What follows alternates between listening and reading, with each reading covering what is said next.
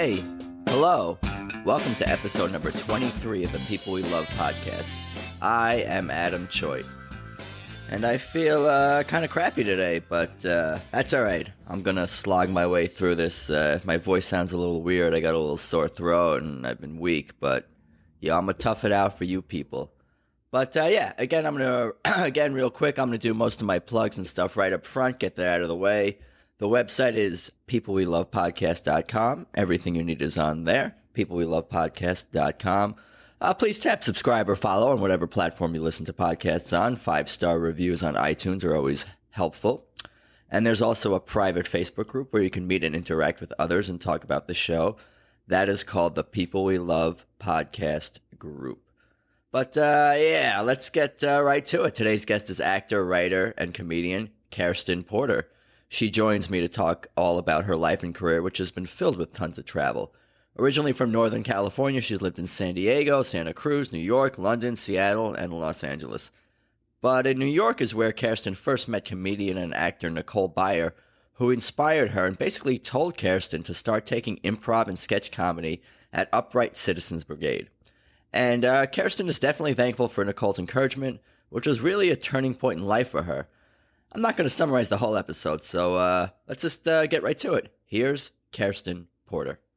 Well, it's good to see you today, Kerstin Porter. Thank you for stopping by the studio. I appreciate it. Thanks for having me. How's your day going so far? It's good. It's good. I'm trying to remember what I did. You trying to remember what you did? Yeah. You don't remember? It's been a long day? It's been a long day. Yeah. I spent most of it at home, quite honestly, but it felt long. Yeah, that's exciting. That's a great, exciting story. We're off to the races today with this one. Oh, good. This is an exciting one. I could tell where we're going. Mm.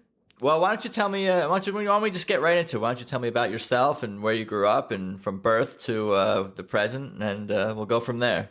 Okay, I was born up north in California and grew up in Tahoe area, so up in like the mountains and the trees. In a teeny little town of about 1,000 people. So small town living. Yeah. How many small. people were in your graduating high school class? 30, and we were one of the biggest classes. 30 in the biggest class, and it was was it one of those schools that was like K through 12? Everyone was in one building, or no? One building, different classroom. Well, yeah. Okay. Yeah. It wasn't like a one room schoolhouse. No, I didn't think it was going to be that. Although I do like to joke about that. My parents taught at a 2-room schoolhouse when they were first married. Interesting. Yeah, I don't know how that worked out grade wise or what, but yeah, 2 rooms and that was it. K through 12 in 2 rooms. Yeah. Everyone's got to be learning the same things. Don't fall behind. Don't fall behind that class. So tell me about small town living. It was awesome as a kid. Not boring? Oh, no. Oh, because you basically just have the whole mountain is your backyard. And so it's like a jungle gym everywhere with trees and whatnot. And we would come home and my mom would just kick us outside and leave us outside for hours until dinner. And then she would hose us off and we would come in and eat dinner. And that was life in the small town. Did you have a lot of friends and stuff? So, it wasn't a big school, so you didn't have or a big town, so you didn't have a lot of options, it sounded like, but were you able to make friends and people? Yeah, because it's so small. I mean, you know everybody, and so you kind of make friends. You're forced to make friends with who's there. So you got along with most people for the most part. Yeah, I did. And I had a sister, so I could never be bored. So you had no arch enemies in your small town that you couldn't get away from? Ooh, not that I know of. Maybe if you ask them, I do. What was the hardest thing about growing up in the small town? Was there anything? This sounds perfect. You seem so happy and well adjusted. I mean, are you sure you're a stand-up comedian? I am. I don't know if I'm funny, but I am a stand-up comedian. I'll be the judge of that, or other people will. Yeah. That's why I do it. I just want people to judge me. So high school was hard. Middle school and high school were hard because all you have are the basic classes, math, writing, science. Yeah. band. The main ones. Yeah. And I wanted to do art. I really wanted to paint and draw and sculpt and all the art stuff. That wasn't an option. That wasn't available. That wasn't a not in your school. I think there was one art class where you could do painting. And if you didn't have that period free, then you were screwed. Yeah. Yeah. And I wanted to take calculus. I wanted to go high in math. I don't even remember what the math steps are anymore. But I wanted to go high in math. And I know one year the math class I was in was conflicted with the art class. So I took a photography class and told my teacher that I didn't want to take pictures, that I wanted to paint instead. And she said, okay, give it just like, a couple weeks. Try to do the photography thing for a couple weeks. If it doesn't work, then you can paint. Really? Yeah. And that's pretty flexible. That's very flexible. Oh, my art teacher was awesome. She was amazing.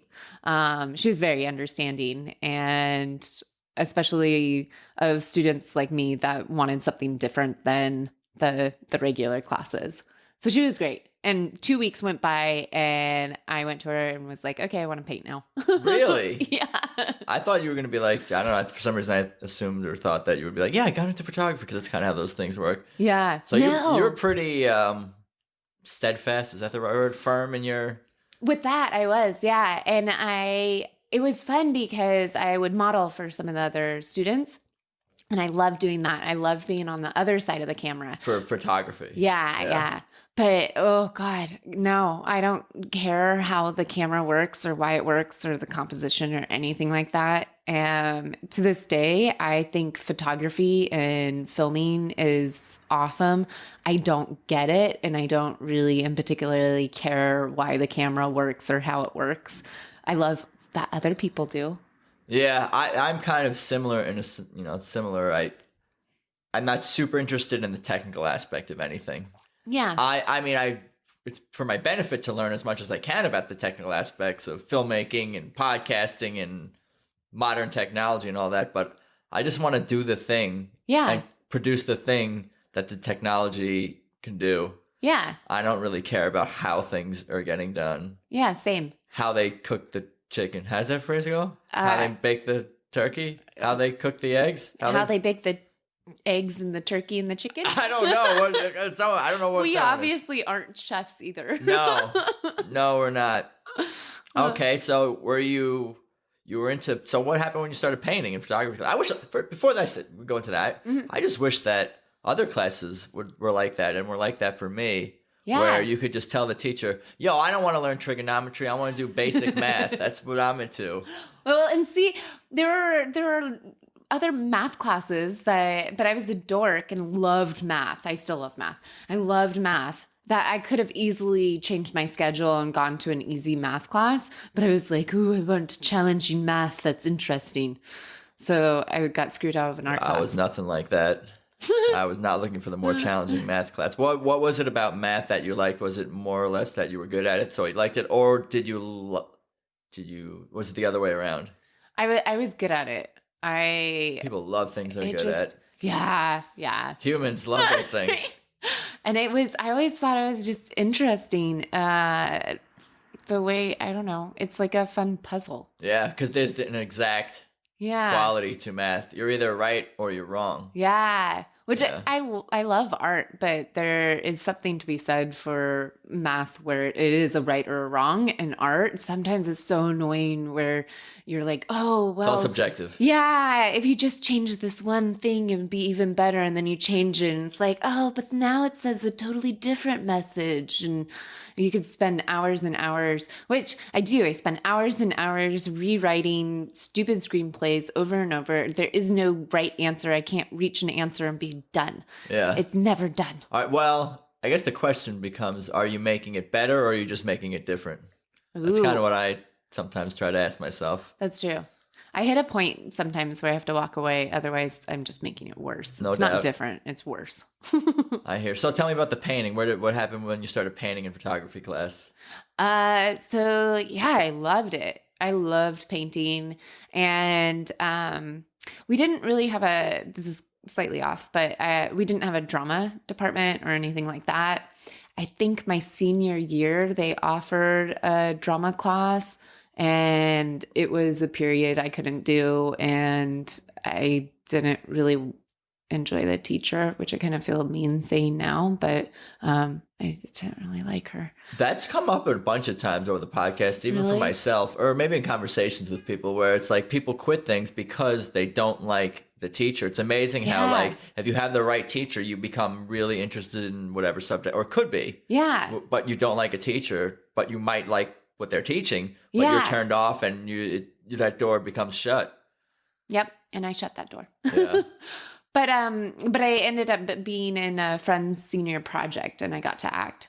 And I loved it. It was so fun. But that was one of the problems with growing up in a small town. I wanted to do things like acting and drama. And it wasn't there in my small town. And you started to realize this. Is that something you always knew? Or like once you were in high school and you just saw that these opportunities weren't there, but you wish they were, where you sort of came to those conclusions? When did you sort of realize that? Yeah, that was in high school when I realized that there were other opportunities that weren't presented in my town. And now looking back on it, I wish I would have stepped up. I wish I would have gotten my shit together and been like, you need to step up and make it happen yourself. Like, really? Yeah. Yeah, I guess so. But I mean, you're just a kid. You're just a high school kid. It's not your job to start all these things necessarily. Yeah. But looking, hindsight is 20/20. Yeah. What about the other kids in your school? What were they into? Were they just the same things, hanging out in the mountains or whatever? Or is it an artsy town or no? Kind of. No. It had a lot of it has a lot of agriculture. Yeah. So there were and I raised sheep.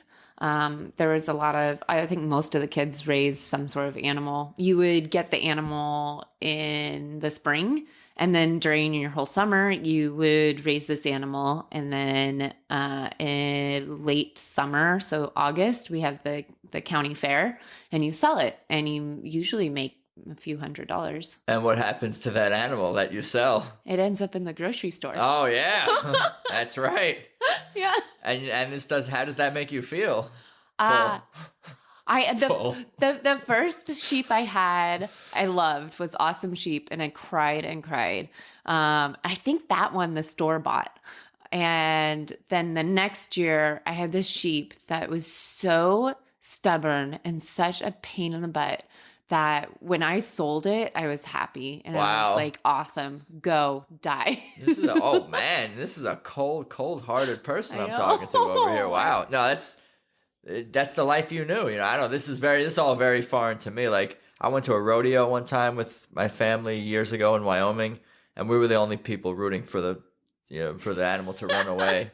Oh, I do that. Yeah. Yeah, especially the little cows. Little cows. I don't even remember what they were called. I don't know. There is a name for them, and there's a specific sport that I'm thinking of. I've actually only been to one rodeo. How many are you supposed to go to? I don't know, at least once a year. Were there rodeos were you nearby? There were. Yeah, we have the 4th of July rodeo every year. That's like the big deal of the town. I bet. And I only went after I'd moved out of town. I never went while I lived in town. Interesting. So where do we go from there? From small town, Northern California. Graduated, got out of there, left to San Diego. I went to school in San Diego.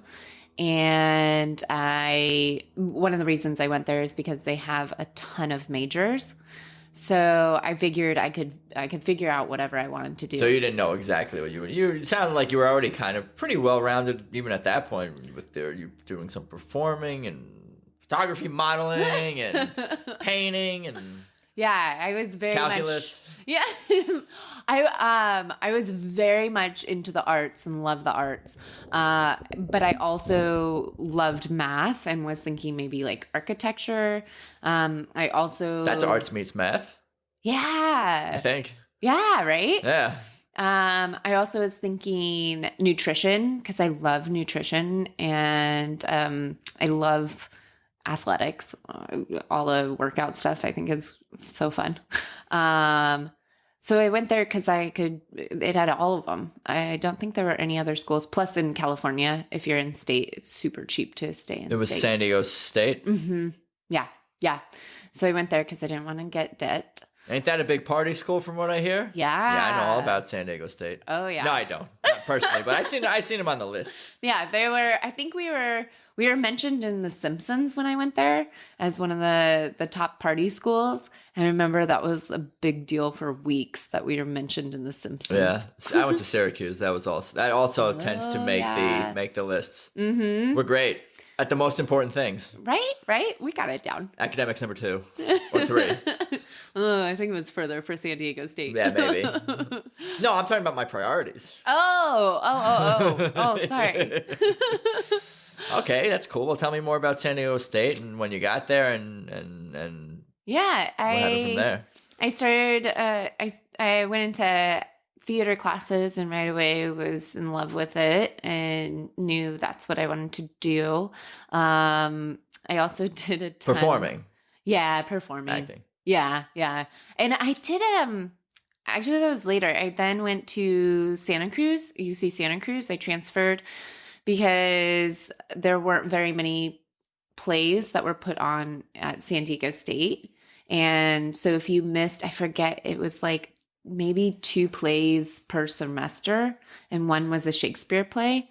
So if you didn't get in on those, you didn't get to do anything. Limited opportunity. Yeah. So I went to Santa Cruz and did the whole theater thing there. I was telling you about that for a reason. Now I lost my train of thought. It's okay. Tell me more about like what initially, it felt like, or what your experience was like getting into theater at San Diego State. What drew you to performing? What did you remember loving most about it, or what was challenging early on?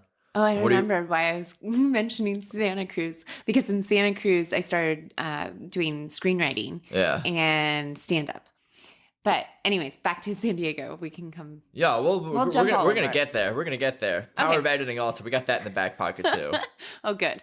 So San Diego State, yeah. So I started getting into the whole performing thing in San Diego State. I started auditioning, which was I didn't even know what that was. And I did an audition for a musical. Again, I knew what musicals were, but I didn't. This is a student musical at San Diego State. Yeah. Gotcha. Yeah.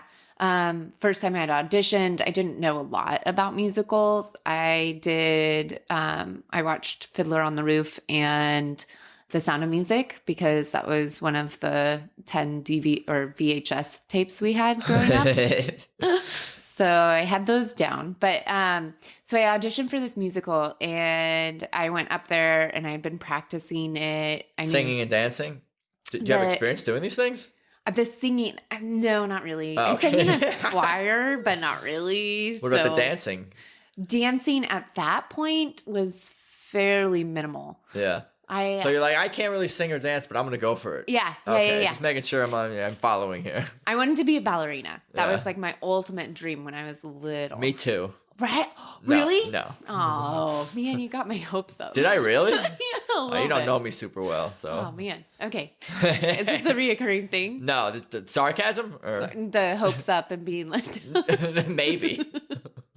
So I wanted to be a ballerina, and and the only place that taught ballet was a half-hour drive away from my town. And also there was a gymnastics gym right across the street from the ballet studio that my sister wanted to go to gymnastics and I wanted to do ballet. So my parents put us both in gymnastics, even though ballet was right across the street. Oh, I see what's good. I don't know. I could have been there doing ballet, and instead I learned gymnastics, which actually now I'm very thankful of. Oh, that's good. Yeah, it's awesome. I can do flips. I mean, you can do a twirls flip instead of. Can you really do a flip? I can do. I actually just started taking a gymnastics class again, and I have my back flip still. Really? I have to have a spot, so technically, I guess I don't have it. You could do it off a diving board though, probably. Oh, I could definitely do it on. I can do it on trampoline, no problem. Yeah. But standing, I mean, with a spot, I can do it. Yeah. Is that something you could build up to and get back? Oh, yeah. Yeah. I would give myself like a month or two and I'll have it back. Yeah. Can you work on that just for me so I can see it? Yeah. You've got For you. post a video or whatever. It's fine. You don't have to like All right. personally backflip, No. I'm going to backflip and yell, Adam, it's for you. Just drive by, do a backflip, get back in your car and just drive up. Yeah. I'm just going to run over, knock on your door, backflip. I heard you wanted to see a backflip. Yep. That's my Well, goal. I'm glad you don't hate your parents anymore for not giving you ballet lessons. Paid off.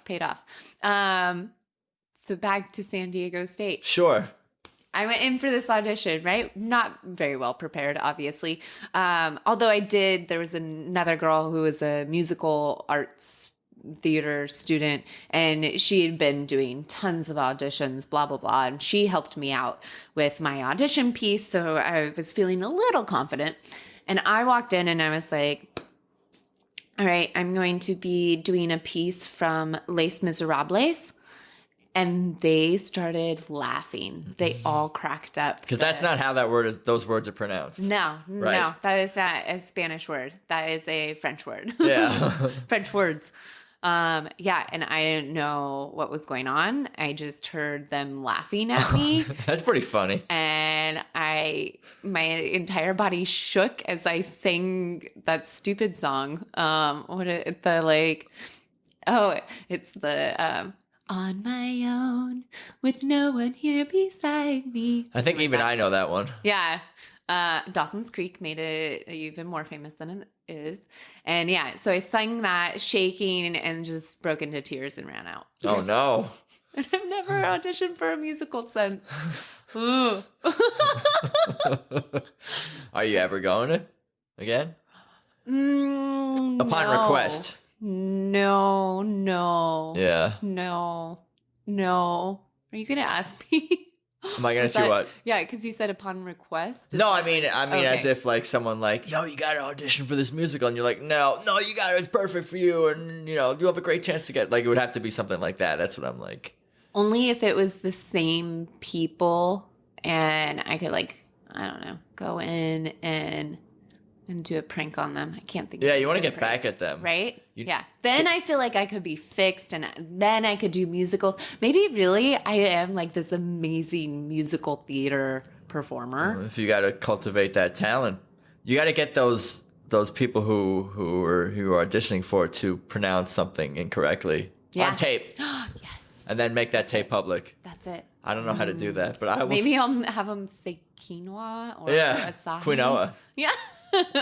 Get them to say quinoa. I'm going to write a musical called Asahi and Quinoa. What is acai? Acai, it's that berry, the Brazilian berry that was the superfood. That's how you pronounce it. That's how you not. Yeah, acai. And people pronounce that incorrectly. Oh yeah, because it's like AC. Ooh, I don't know. It has like a weird letter in there that I think looks like a Q. Maybe I'm mixing it up. Anyway. Fake Q. Yeah. And people, I think it's like acai or something, akasi, or people say it weird. Anyways. No, I got a lot of research to do after this show. Mm-hmm. Damn. Look it up. Food. Yeah. Weird sounding foods. Yeah. And my musical. Yeah. Quinoa Asahi. Oh, no. I'm ready for it. Okay, so no more musicals. So where did we go from there? No. Then I went to San Diego State. And no. You went to Santa Cruz. UC Santa Cruz. Yeah. And did acting and theater there. And I got my heart broken. So to graduate with a theater major, you have to be a part of the faculty's production. And they did 3 productions a quarter. And I'd been doing student productions quite a bit, but never a faculty one. So it was the last quarter of my senior year. And I was like, yes, they are going to be forced to cast me. Even if I am a one-liner, it doesn't matter. They have to cast me. This is my senior year. I have to have this credit. they didn't cast me. Was everyone aware that was the thing? Oh, yeah. And you made it known, and you had conversations about this, and you had auditioned for other faculty productions over the course of your college. I auditioned for all of them, except for the musicals, and understood. Right. Auditioned for all of them, and this last one too. A teacher that I liked. Ooh, this is a recurring theme for me. A teacher that I liked was doing a play by Carol Churchill, who I love. She's this weird playwright. And I talked to her before about, I love this play. I'm so excited that you're doing it. And, it's my senior year. And I really hope to be a part of your production. Yeah. Hope you need to be a part of this production. Yeah. And I didn't get cast in anything. That's fucked up. And because you're paying for this for one thing. Yeah. And I can't remember who I talked to, but they were like, oh, yeah. Oh, that's okay. You can do like wardrobe or stagehand. So I did wardrobe. So you were able to graduate. Yeah. Oh, I'm sorry. Were you, was that, I mean, you got the credit or whatever. Yeah. But were you like, what the fuck? I wanted to be at least part of. I was a little heartbroken. Yeah. I thought I had done my like due diligence and like talked to the teacher and complimented and not being that's the worst when you think you're doing your all and you're doing hard work and you're doing all the right things and you still don't get what you want. Yeah. Life is fucked up like that sometimes. Right? That's wrong. Now let's get to the real stuff. The other people in the production, were you better than them? Oh yeah, definitely. no, I'm serious. I don't honestly. And now, I think I didn't completely realize that the play only had like 4 characters. Yeah. And I think one was a female character, 2 were a male character, and 1 was like a dog. Yeah. So I didn't totally think that through. But still, you're funny. I could have been a great dog. Yeah. I played a cow, so I think I could play a dog. What production did you play a cow in? Oh, I saw a little bit about that on your website. I'm so proud of it. Yeah. It was a cow and what was it again? And a starving vegan. I'm a cow that's trying to convince a starving vegan to eat me or drink my milk. Oh, man. And this is in a play? Yeah, it's a play. Yeah. It was a student-written play. It was really well written. Interesting. And very well acted out. Yeah, I mean, I definitely like the premise. Yeah. I don't even know why. It's hilarious. Because I've never heard that before. Maybe that's part of it. Yeah. It's original. It's definitely original. You got that going for you. And I would tell you what happens at the end, but I don't want to spoil it. No, don't. I'll have to read it or see it or... Mm-hmm.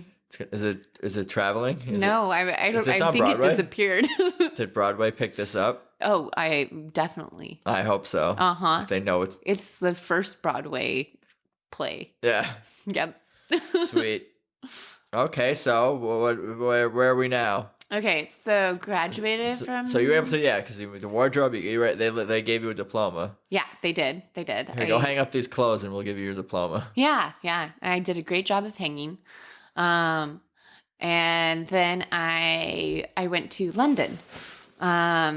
So there used to be this program called BUNAC, which no longer exists because, so the program was you could go over while you were studying or right after you graduated, and you had, I think it was an 8-month visa.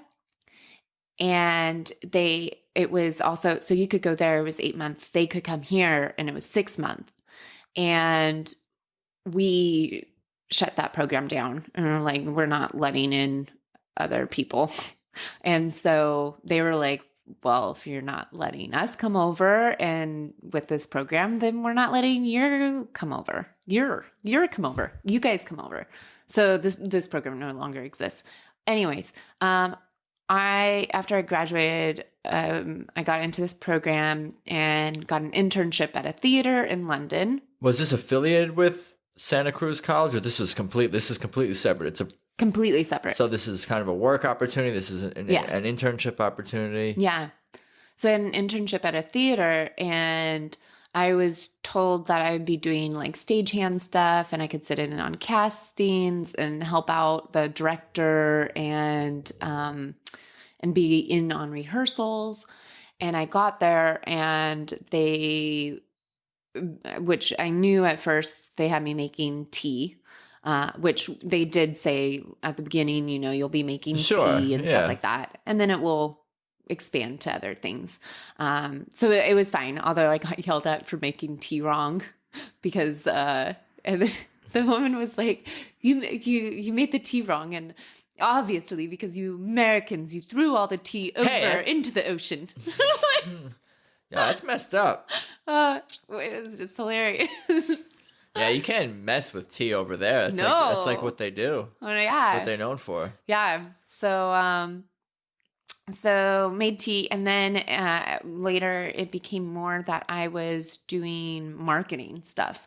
And so I was calling to places to see if I could drop off our packages and putting up posters and handing out flyers and doing cold calls. And I hated it. And they ended up, because there was a mix-up that they had told me the wrong thing. The company had told me the wrong thing, and that they had told the theater. So they told me I didn't have to do the internship anymore. And the theater ended up hiring me and paying me to be a stagehand. That's awesome. Yeah, so it worked out really well. So you were kind of misled, and there was confusion in terms of what your tasks and role would be at this theater. Yeah. But it ended up, you ended up kind of getting out of that program and then getting a real job. Yeah. Yeah. So what were you doing before you got the real job? Did this program like put you up? Did they give you housing, or is that kind of something you got to?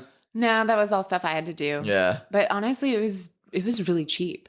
I can't remember what it was exactly, but I know it was really cheap, and all the housing comes furnished.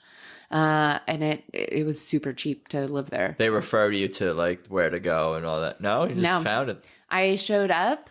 I stayed in a hostel for 2 weeks, right around the first of the year, and just went on basically a Craigslist. I think it's called Gumtree, and found a place that this really awesome guy, his mother moved in with them. And so he was renting out her house, which was just down the street from him. And I was the first person to move in. So I moved in to this completely empty house. And then slowly other people moved in. And I ended up having amazing roommates, and it's great. Loved it there. Yeah. So you went over to London by yourself initially. Yeah. Was that scary, or to be I mean, they speak English over there, but yeah. Nevertheless, that's the first time you kind of really traveled far to live, I guess, other than San Diego State, but still there's a whole nother thing. San Diego State, I was in the dorms the first year. It was all set up. Right. It was very easy. And my parents helped me move in. He did the classic. Yeah. I went by myself. I didn't know if I'd have a place to live or not. But I wouldn't say I was scared necessarily. I was more, I don't know. I think I was just too excited. Yeah. There's a lot to do, and you kind of realized it would take some time to get settled and adjusted, but you were able to have that foresight and realize, okay, I'm getting my bearings. I understand that I'm not totally settled on day one, day two, but I'll get there. Yeah, and the hostel was a great transition because it's just full of people my age that wanted to hang out and do stuff. And so for the first 2 weeks I was there, I just was able to hang out and make friends. That's awesome. Yeah. And I can't necessarily, I mean, most of them left because it was just for vacation for them, but made some friends that I still talk to. And then I don't know, I have fairly easy time making friends. So at least I used to. I don't know, maybe I have a harder time now. That might be an LA thing. Yeah. Potentially. Yeah. I don't know. I just I'm pretty good about moving and just getting along. Cool. So when you were working as a stagehand, You said at this theater, and where did we go from there? And then I moved to New York because I really, really, really wanted to stay in London, but my visa was up. So you were there for about a year-ish? Yeah, somewhere around then? 10 months. Yeah, I worked for 8 months, and then 2 months I just traveled and hung out. Nice. Yeah, it was great. And then I moved to New York because I wanted to stay in London, and people said that New York was the closest thing to London that America has. And you've never been to New York City before then? Or have been? We drove in, went to the Empire, no, not the Empire, the Statue of Liberty, and then drove out. And my parents were like, we will never come back here again. And then when I moved there, they came and visited me, and they're like, I can't believe we're back here again.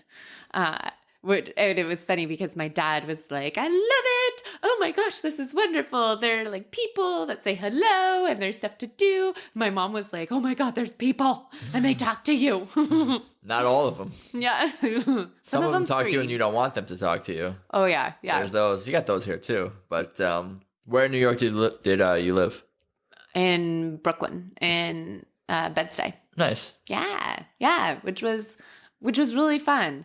And that was more scary moving in just because where I moved in was not a very nice place. Yeah, I was going to ask Bed-Stuy. That's doesn't have the greatest reputation. Maybe now things are changing a little bit. Oh my God, it's changed so much. I bet. When I first moved in, I actually felt very safe because there were policemen on every corner. So if I yelled, somebody would be within yelling distance.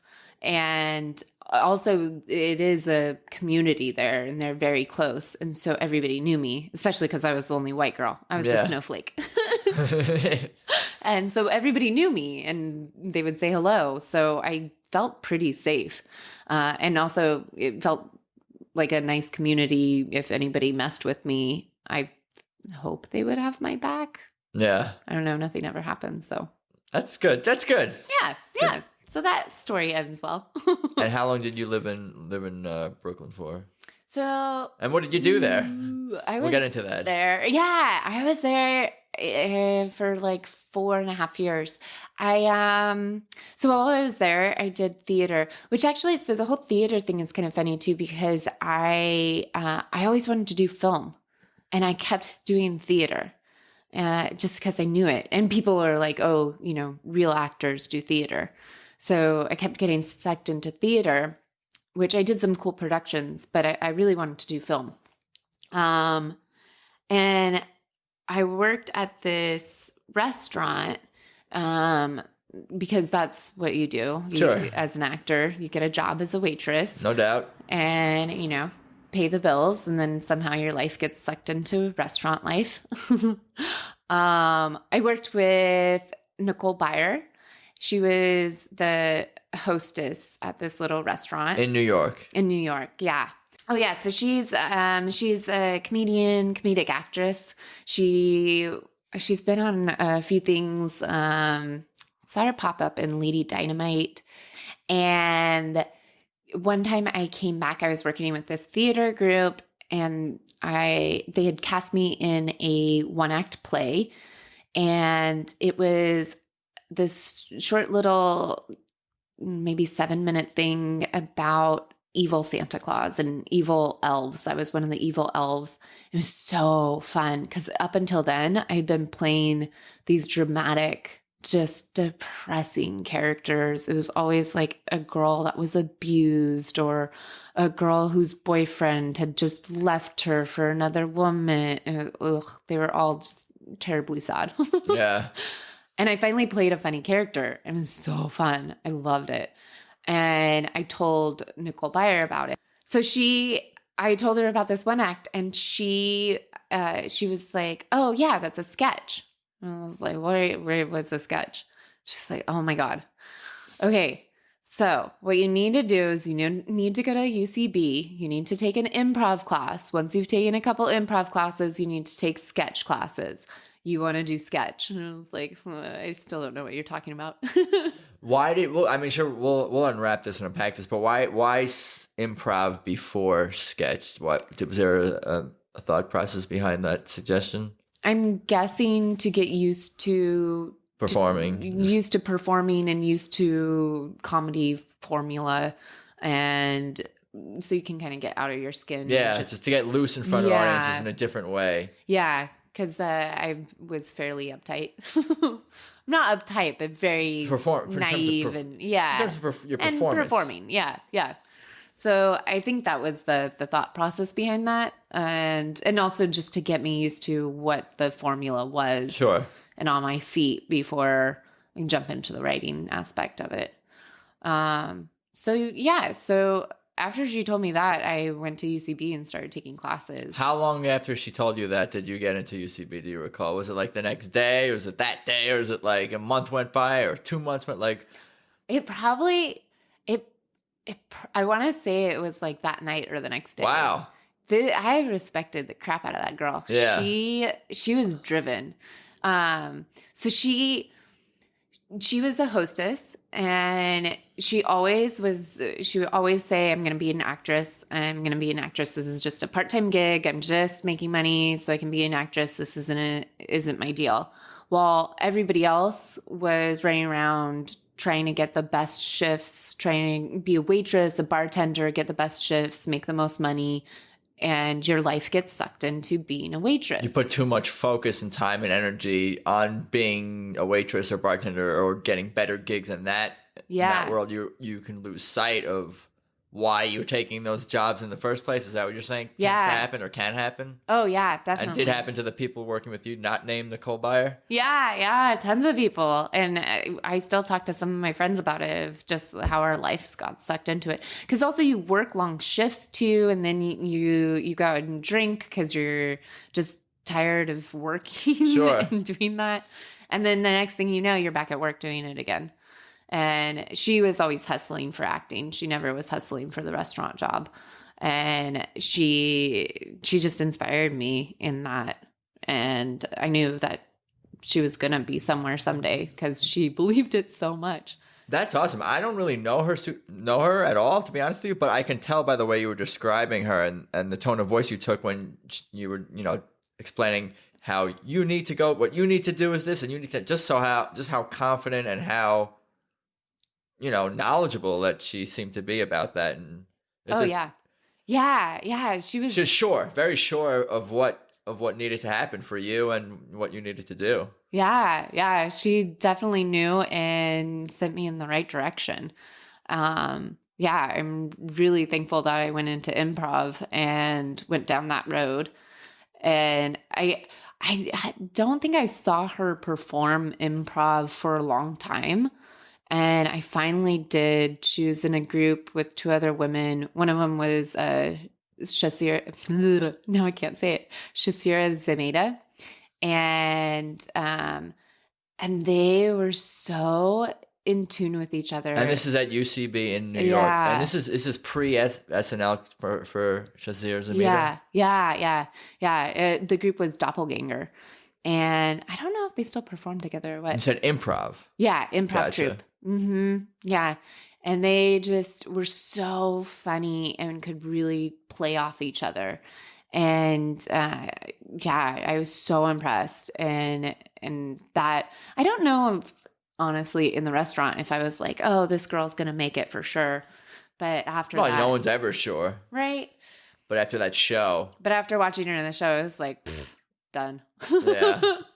Yeah, she's going to make it happen. With her attitude and with her talent, she's definitely going to make something happen. And also, looking at her, I mean, she was working on comedy all the time. I'm like, oh man, I gotta get my stuff together. What was she working on at the time? Stand up or just sketch or like all of the above? All of the above, yeah. And you just, with the UCB thing, you have to be hanging out there and know the people. And sure. She was all for knowing the people. So she knew that you were pursuing this as well. Yeah. How did she react when you told her, all right, I did it. I signed up for UCB improv. I'm doing it. Did she say good job, or how did she respond to that? I don't remember her exact words, but yeah, she was very happy about it. And yeah, like, keep doing it. Very supportive of like, okay, you now you signed up, now follow through, keep going, do it. Her attitude was very much of like, okay, that's not the end of the road. Yeah. I'm sure we can celebrate this milestone, but that's not it. There's still more. Keep going. No, she sounds like she had a very big influence on you, and maybe even this sounds like it was a turning point, really. Yeah. It got me into comedy, and it made me realize that, you got to keep pushing and going forward. And and that's what you did. Yeah. So what happened next? So then I started doing the whole sketch and improv thing, and and then I moved. I can't completely remember exactly why, but that's pretty funny that you don't know why you moved. And I'm assuming you're going to say you moved to Los Angeles. I did. Yeah, so that's 3,000 miles away. Yeah. A completely different city, and you don't know why you did it. Other than maybe instinct or inner compass or something like that, or good weather. I'm sure you know, but it's funny that you would even say that. I feel like it's like 50 different things that kind of led up to it. That wasn't one thing. Right. So it wasn't like, it was because my boyfriend moved. No, it was just, I think it was many different things that I was like, okay, I need to make a move. Yeah. Also, I love moving. You love moving, or you love just living in different places. That's what that means. Right. Not packing up stuff and driving it. Not that part of it. I don't love moving other people. Moving other people sucks. Moving myself is awesome. You like to move your own belongings? Oh, yeah. That's bizarre. It's so fun. You get to go moving. through all your stuff. You get to throw out the stuff you don't need. You get to go through all those little things that you had that you forgot. And then you get to start in a new place and set it up different, and it's like a fresh start. The setting up the new place, I guess, can be fun, but the packing up stuff and the transporting it. It's like the goodbye. You get to have a lovely moment of goodbye and then hello, new life. So that's why you moved to California. You just wanted to, or maybe not just California, but you just wanted to move. There was definitely you just wanted to pack boxes and itch. Yeah. What's up? There was an itch to move. Yeah. But that's not the end of the story. If you want the full story, let's do it. I stayed here for about 6 months and hated it and left. I hated my roommates. Again, the people you're around can really make an experience. Yeah. For better or worse, I'm finding out just from this conversation. Yeah. I don't know if these are better or for worse, but so I disliked my roommates. They were very passive aggressive and just not in particularly pleasant people to be around. And I told the landlord, and I cleaned out my whole room and everything. And your favorite part? Packed up. Oh, it was awesome. Oh, that one felt really good too. Because that apartment, you'd walk in, when you walk in, I don't know if you've ever had this situation, if you had a bad living situation, but you walk in and you're just like, please don't be home. Please don't be home. And then you do the like walking on eggshells thing where you tiptoe in, and then you have a moment where you're like, and then they somehow appear, and then you're like, oh, what did I do wrong? And they always have something they want to tell you that you did wrong. Anyways, really? Yeah. What did you do wrong, or in their eyes? Stupid things. Always something One stupid. plate in the sink, or... Oh, yeah. There was a whole deal with the bathroom that I can't even remember what all it was about, because we like shared, but we didn't share part, or like, I don't know. The rules were not clear. How many people did you live with? 4. Yeah. And 2 of them were a couple, and they were not super friendly. And just always found something that was wrong and did wrong. And if it wasn't complaining about what I did, it was complaining about my roommate that I really liked. And so anyway, I packed up all my stuff and had it all in my car and everything, and shut the door and left. I said, I saw one of them, and I was like, okay, bye. Did they even know you were moving out? No clue. And you didn't sign any? I didn't have anything with them. Yeah, it was no all paperwork. through the landlord. Oh, I see. So you did take care of like paperwork Oh, or yeah. anything like that? Yeah. Okay. Whatever, you got done when you needed to get done. I forget what bill it was. It was probably like an electricity bill that was in their name. And they would collect it, at the end of the month. And they had all of my contact info. I left and I didn't pay the bill because I was like, they'll email me or call me, whatever. Because usually they do it. I forget. They would do it, week after the first of the month. They never called or anything. Yeah, well, that bill's coming. Right. Look out for it. Look out for that bill. Oh, God. Well, your roommates, some of them, they strike me as they may not be the most responsible people or the most focused, attentive, whatever Yeah. So I'm not surprised that about that. Yeah. So where did you go when you got in your car? Oh, so I decided I would drive north and then stop wherever I felt like I wanted to make a new home. Really? But who are you? Well, but slightly I knew I would end up in Seattle because I always wanted to live in Seattle. So I ended up in Seattle. You mean I after this interview, I'm not going to be sure you're going to be in LA by next week. Who knows? Damn. So you just kept going up to Seattle. Yeah. And when you were driving up there, did you think about stopping anywhere else to live? I'm talking about to live. Yeah, I went and visited some friends in San Francisco area, and that crossed your mind. And it crossed my mind, and I quickly was like, no. And I think I stopped in Portland, but I didn't know anyone there, and I just it didn't strike me as something I wanted to do. So I went to Seattle and found a job as a gymnastics coach and dropped acting altogether and worked as a gymnastics coach and a fitness instructor. I learned how to teach Pilates and started doing that for about a year and a half. But after, I don't know, 6 months or so. When was this? 2010. Okay. Yeah, something like that. Mm-hmm. I got the itch for acting and writing again. So I gather. I went back to New York. So you're only in Seattle for a year and a half. And then you went back to New York. Mm-hmm. I'm picturing your flight. Big circle. I might, for social media, maybe I draw a map or something like of the Yeah. Because I've seen some, the maps of a guy's been traded 1,000,000 times in sports, or a team's on the road for 10 months, and you see they draw the graphics of the. I'll see if I can put something together. Oh yeah. I could help you.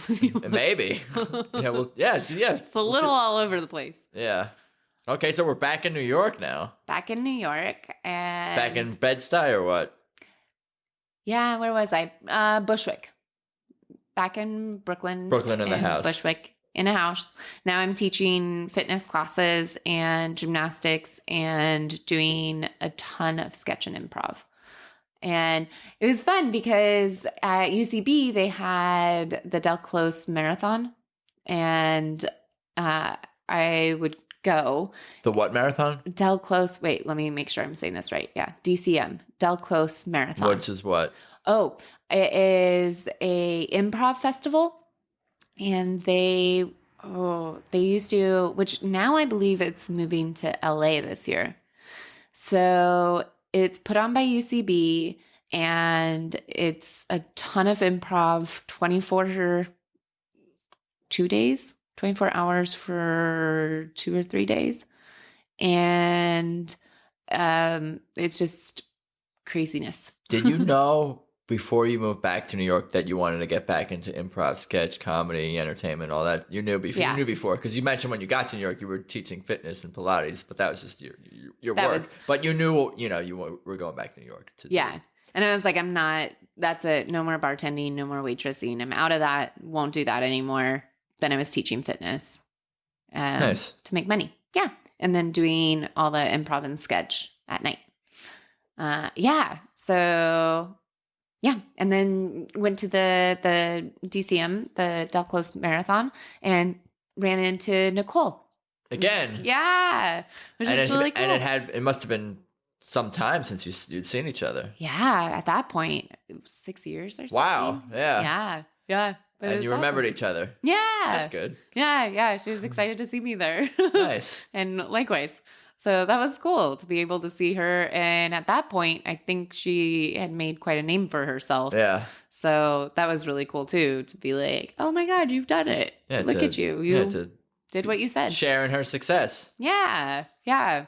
So that was really cool. So I was there for about 4.5 years again. And then I started to get into more sketch and started to drop the improv more.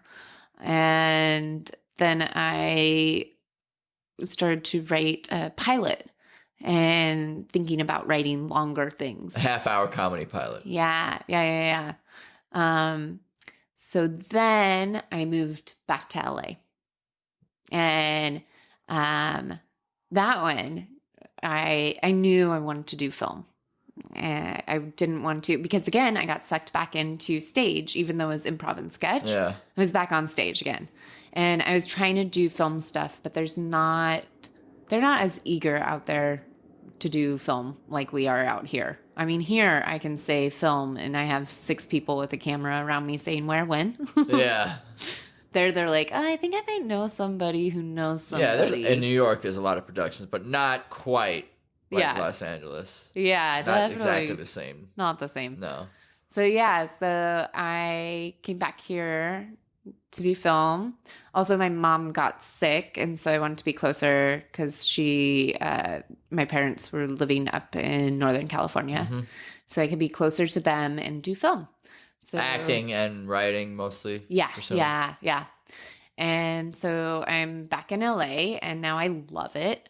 And you got better roommates or what? Or no roommates? Oh, I have an awesome roommate now. Yeah.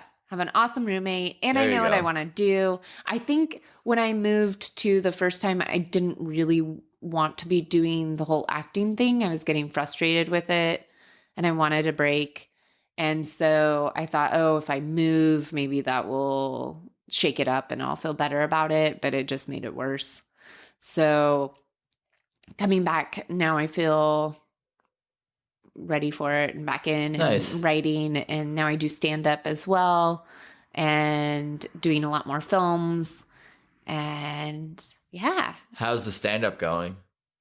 It's going. How many minutes do we have? How many minutes are we working on? So that's fairly new. It's fairly new. It's within the last year.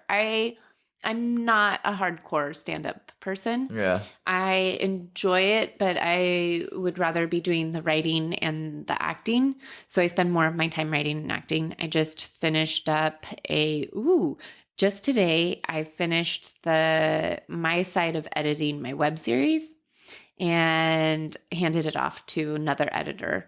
So again, more film, which I'm super excited about. Nice. So so I'm focusing more on that, but doing the stand-up as well, which helps in my writing. Sure. To know what's funny. Yeah, exactly. But I'm sure it helps you with your performing too, and just to be in front of audiences and. Yeah, and I get to meet funny people, which is awesome.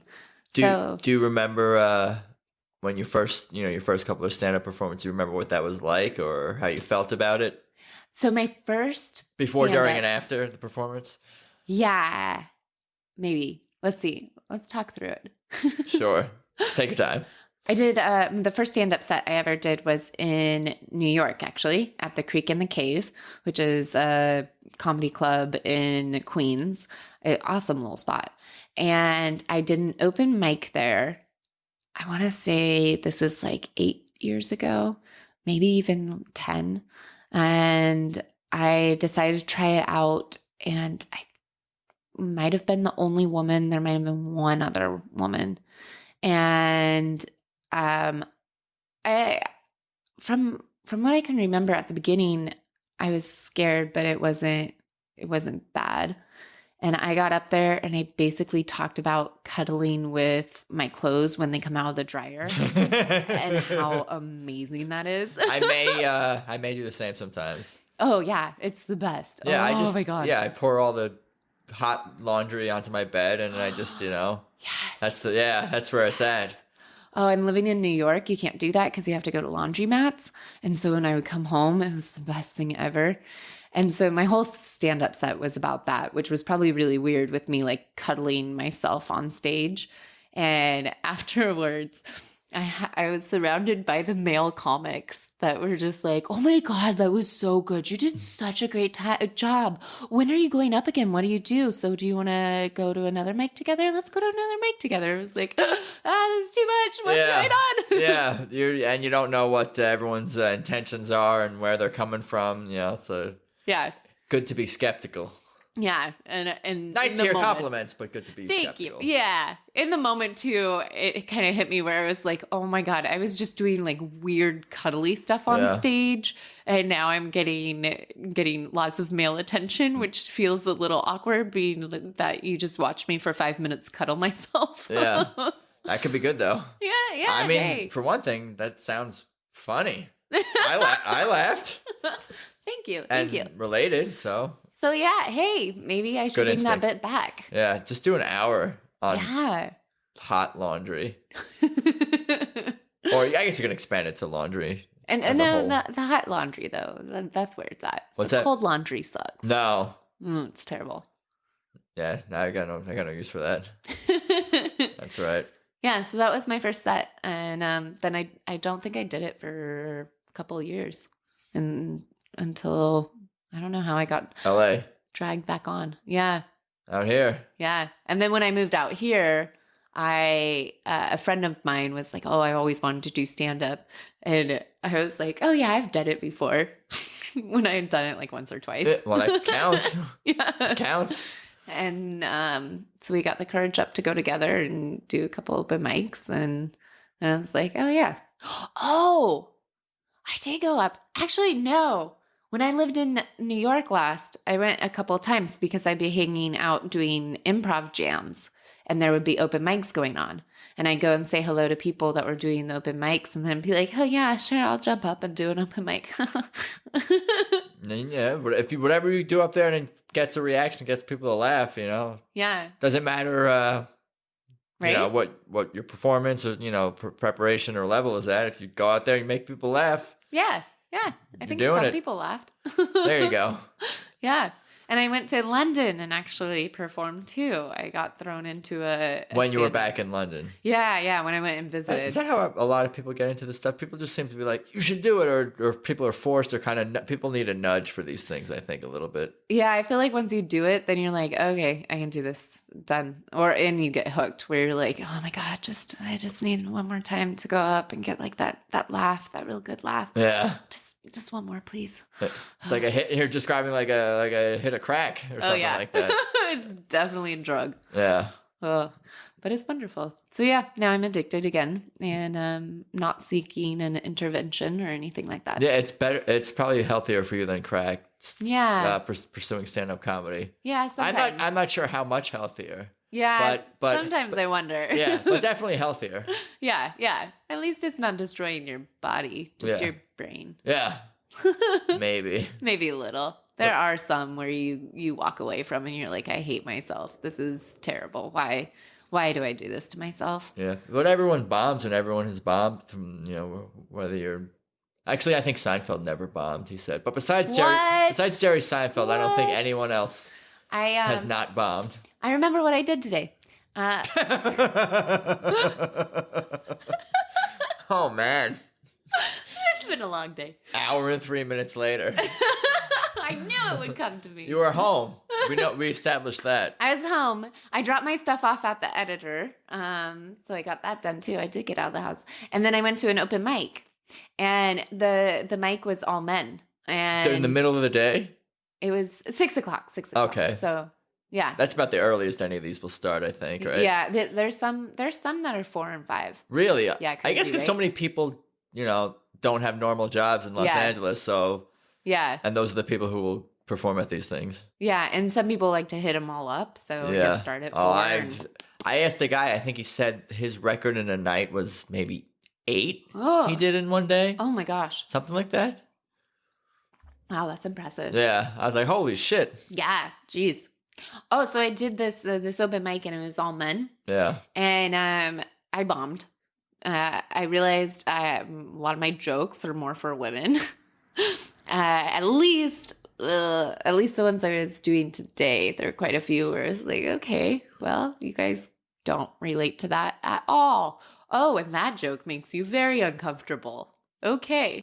And partially I went and I was like, I want to try these and see how they do in front of me. Sure, that's the thing. You got to try stuff out. That's the scary thing about this stand-up comedy stuff, at least from my perspective talking to you guys, is that like you have to try things, and trying new things could go either way. Sometimes very badly. Yeah. Oh, yeah. Yeah. And other times they go so well, and other times they just do okay, and you're like, that was a huge risk I just took, and you guys.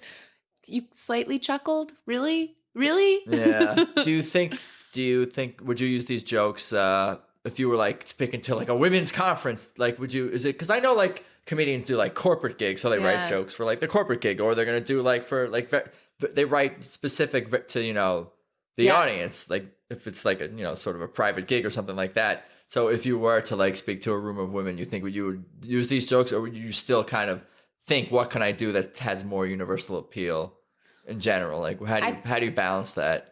That's a good question. I think it would depend. Yeah, what jokes do you use at the women's conference? Right? I think my jokes do okay in more. The ones I did tonight did do better with co-ed. I don't know how they would do with just women. I think they would do well actually with just women. But I do notice with co-ed, it's kind of fun because you can hear like a woman will start a laugh on a joke, and then men will fill it in, and other way around. Yeah. Yeah. Which then just sets the women into more laughter. Right, and then you can kind of play off that. It's part of the show, the sort of different reactions that people can give. Yeah. I suppose, yeah. So for a women's conference. The fictional women's conference that I'm making up. I think I would talk just about shampoo. No, I don't know. Yeah.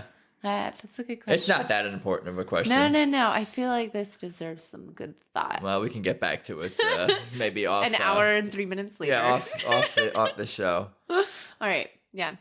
Cool. So sounds like you're working on stand up, and you're doing sketch and improv and web. You got a bunch of stuff going on, it sounds like. Yeah, I'm not really doing much improv anymore. I gotcha. Yeah, sketch. We'll jump on a show, but yeah. You're doing sketch, you're doing stand up, you're doing writing, you're working on a web series and all that stuff. Mm-hmm. You're a busy woman. Yeah, I try to keep it busy. Cool. Why don't you tell people one more time everything that you're working on and where people could find you, and the floor is yours. Ooh, okay. Let's see. So I hopefully soon my web series is going to come out. Working title is Rural Spy, Trance of the Trees. It's a weird, absurd, dark comedy because... Sounds like it. Yeah, because that's what I love. And what else? Doing stand-up all over the place. I do sketches and put them up on my Instagram, which is my name, at Kerstin Porter. The E and the I are switched, so it's Kerstin. And my Twitter is at Who Kerstin, and other stuff. There's YouTube and Facebook and my website. I think what's your website again? KerstinPorter.com. KERSTIN. Porter people probably can figure out. Hopefully. If not, look it up. Cool. So people can find you on social media and your website, and they can find out where you're performing, what you're doing, and come out and support you, and yes, please. Enjoy the comedy. Hot laundry. Yes. Hot laundry. Well, I appreciate your time. Thank you for stopping by the studio. Thanks for having me. Let's talk soon. Yeah, thank you. So there you go. My interview with Kerstin Porter. That was fun. That lady makes me laugh. And I'm very much looking forward to seeing more of her work and performances real soon. May she always get along with the people she lives with, and may she never have to audition for a musical ever again or be forced to pronounce French words she doesn't know. For real, though, I definitely appreciate Kerstin taking the time to chat with me about her life. I don't got much else to say for now other than, thank you again to all the listeners for all the support. Everything about the show is, of course, at peoplewelovepodcast.com. And I think that's about all I got for today. So y'all have a lovely rest of your day. Let's talk soon. Peace.